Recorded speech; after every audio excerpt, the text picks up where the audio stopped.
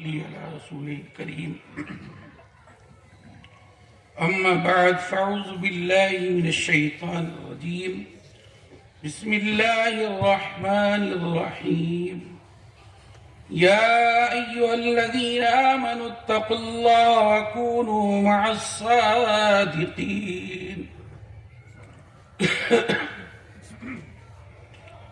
سبحان ربك رب العزة عما يصفون وسلام على المرسلين والحمد لله رب العالمين. درود پاک کا چرچا کریے. اللہم صلی اللہ علیہ وسلم وعلی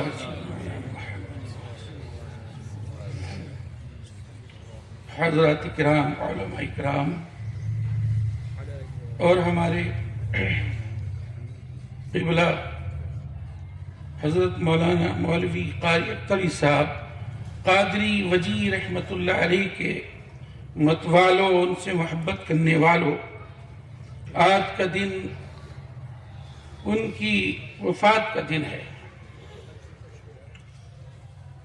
اور مسلسل ہر سال آ رہا ہے، جا رہا ہے. ہمیں بڑی خوشی ہوتی ہے جب ہم یہاں آتے ہیں اور آپ لوگ سب ہوتے ہیں تو ایسے لگتا ہے کہ قاری صاحب ہمارے ساتھ میں بیٹھے ہوئے ہیں. اور یہ ہمارے فیضان صاحب، اللہ تعالیٰ آپ کو ہمت عطا فرمائے اور آپ کے گھر میں سب کو، اور ہمارے ڈاکٹر صاحب اور جو بھی یہاں انتظامات کرتے ہیں، یہ قابل ستائش ہے. اللہ تعالیٰ اس کو مقبول بنائے کہ انہوں نے اس ٹھنڈ میں بہت اچھا انتظام فرمایا ہے. قبلہ فرمایا کرتے تھے کہ باقر صاحب میں ملان تو آپ کی طرف کو ہے کہ ہم ادھر خانقاہ بنائیں، مدرسہ بھی ہو جائے گا، خانقاہ بھی ہو جائے گی، لیکن کچھ دنیا کے ماحول نے یا کسی چیز نے ساتھ نہیں دیا تو ملان آپ کی طرف کو ہو گیا. آپ کہنے لگے کہ بھائی میں یہ چاہتا ہوں کہ سب لوگ جمع ہو جائیں گے اور کچھ چرچے ہو جائیں گے، اللہ کا ذکر ہو جائے گا، اللہ کے رسول کا ذکر ہو جائے گا. تو فیضان صاحب کو آپ نے چن لیا. ہمیں بڑی خوشی ہوتی ہے کہ آپ جیسے آپ کے بارے میں آپ نے بتایا تھا اس سے زیادہ اچھا پروگرام الحمدللہ یہاں ہو رہا ہے. اللہ تعالیٰ قبول فرمائے.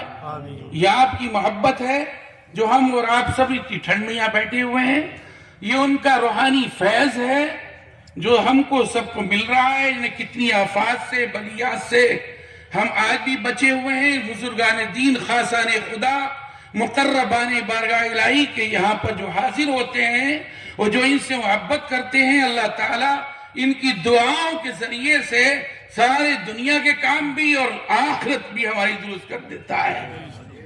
آیت کریمہ میں ہم نے یہی پڑھا تھا، یا ایھا الذین آمنوا اتقوا اللہ وکونوا مع الصادقین. یہ مشہور آیت ہے جو علماء کرام اور واعظ عظام اس کو بیان کرتے ہیں. اللہ تبارک و تعالیٰ اس میں فرما رہا ہے، ایمان والو اللہ سے ڈرو اور سچے لوگوں کی جماعت کے ساتھ ہو جاؤ، سچے لوگوں سے مل جاؤ، سچے لوگوں سے چپٹ جاؤ، ان کے دامن کو پکڑ لو. کبھی بھی گمراہ نہیں ہو سکتے. اب میں آپ کو بتا دوں کہ ہم دلی کا سفر 2 انجینئر مل گئے اور کہنے لگے بھائی ہم مولانا صاحب ایک بات ہماری سمجھ میں نہیں آتی، اللہ تعالیٰ تو یہ فرماتا ہے کہ ڈائریکٹ مجھ سے مانگو اور یہ پھر تم وسیلہ بھی دیتے ہو اور یہ کہتے ہو اللہ والوں سے وابستہ ہو جاؤ، اللہ والوں سے وابستہ ہو جاؤ. تو میں نے کہا صاحب آپ کہاں سے تشریف رکھتے ہیں؟ کہنے لگے ہم دونوں انجینئر ہیں اور ہم کلچر ڈپارٹمنٹ کے ہم انجینئر ہیں اور ہم نے امریکہ میں یہ سیکھا ہے. تو میں نے کہا یہ کیا ہوتا ہے؟ کہنے لگے بھائی یہ باغبانی کا کام جو ہوتا ہے. میں نے کہا میں اس کا کیڑا ہوں، بتائیے کیا کرتے ہیں؟ کہنے لگے ہم یہ کرتے ہیں کہ دیسی آم کی ٹہنی کو کاٹ کر اور لنگڑے کی ٹہنی پہ لگا دیتے ہیں اور لنگڑے کی کاٹ پہ دیسی پہ لگا دیتے ہیں تو دیسی آم لنگڑا بن جاتا ہے. تو میں نے کہا آپ کے سوال کا جواب آپ نے خود ہی حل کر لیا. وہ کیا؟ میں نے کہا آپ جب ٹہنی قلم باندھتے ہیں تو قلم باندھتے وقت اس کو ڈھیلا چھوڑ دیتے ہیں یا تھوڑا سا اس کو کستے ہیں؟ کہہ کس دیتے ہیں، اگر ڈھیل رہ جائے گی تو وہ سوکھ جائے گا۔ میں نے کہا بس یہی حال ہمارا ہے، اگر کوئی اللہ والا کسی دیسی دل سے اللہ والے کا دل مل جاتا ہے تو وہ لنگڑا ہم سے بھی زیادہ اونچا بن جاتا ہے۔ تو آپ خاموش ہو گئے۔ ارے ہر چیز کا جواب اللہ تعالیٰ نے قرآن میں دیا، ان سے چپتے رہو کا مطلب یہ ہے اگر ڈھیل ہو گئی تو ہم سوکھ جائیں گے، ادھر کے رہیں گے نہ ادھر کے رہیں گے، اس لیے اسے چپٹ جاؤ۔ ایک جو راستہ بتا دیا ہمارے پیر و مرشد نے، جتنے بھی پیر ہوتے ہیں وہ صحیح راستہ بتاتے ہیں، تو اس راستے پہ چلو اور آپ کو چپٹ جاؤ، وہ جنت میں جائیں گے انشاءاللہ، ہم بھی جنت میں جائیں گے۔ تو پتہ یہ چلا کہ لوگ گمراہی کی طرف کو جا رہی ہے، اللہ والوں کا راستہ چھوڑ رہی ہے۔ اللہ والوں کا راستہ قرآن و حدیث سے ہٹ کر نہیں ہے، صحابہ سے ہٹ کے نہیں ہے، تابعین سے ہٹ کر نہیں ہے، بلکہ صحیح راستہ ہے جو جن کو چنا ہے غوث اعظم رحمت اللہ علیہ نے۔ صحیح راستہ ہے معین الدین چشتی رحمت اللہ علیہ کا، صحیح راستہ ہے معین الدین چشتی رحمت اللہ علیہ کا۔ یہی تو راستے مجد الفسانی کا راستہ، ہمارے قبلہ خطیب اعظم رحمت اللہ علیہ رامپور میں انہی کے راستے پر چلے۔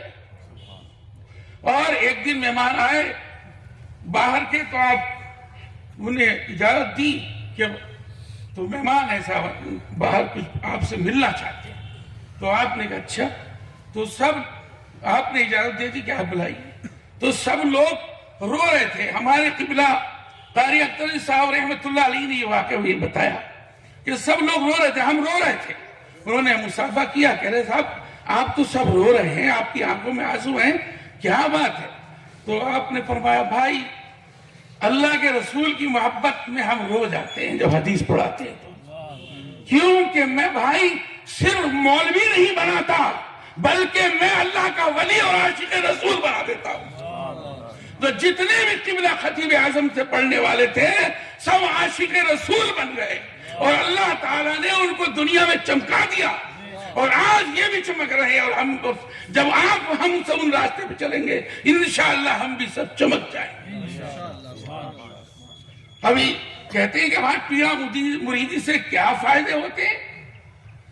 جب لاک ڈاؤن لگا تو ایک عورت آپ سے بیعت تھی، میں بھی جاتا رہتا تھا، تو جب انہیں بھی یہی مرض لاحق ہو گیا تو بلایا کہ حضرت ہمارے گھر میں تشریف لائیے۔